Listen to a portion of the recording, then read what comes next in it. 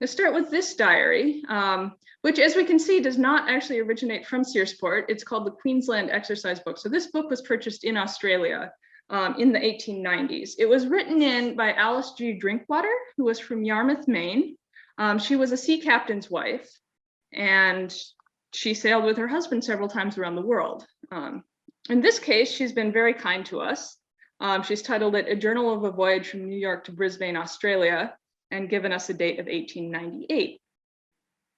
And this is one of those great journals that sort of tells you exactly what you want to know if you want to know a little bit about life at sea.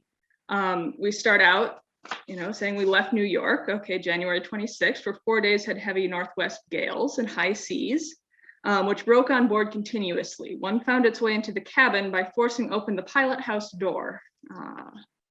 Sorry, make the thing focus. All right. And then she says, I escaped getting wet, however, as I was in my berth at the time, where I spent most of the 4 days. So she's not saying everything, but she's seasick. This is not a comfortable start to a voyage to Australia. Her next line is also interesting. It says, oil was used more or less during the time. And what she means is that they're spreading oil on the sea to help calm the waves right close to the ship.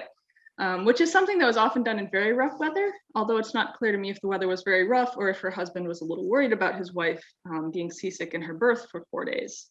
Either way, they were using oil. Eventually, the weather clears up. We carry on down the page.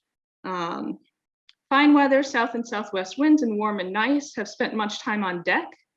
Have done some sewing and more reading. Have practiced some with the camera. Have finished some pictures with very good results.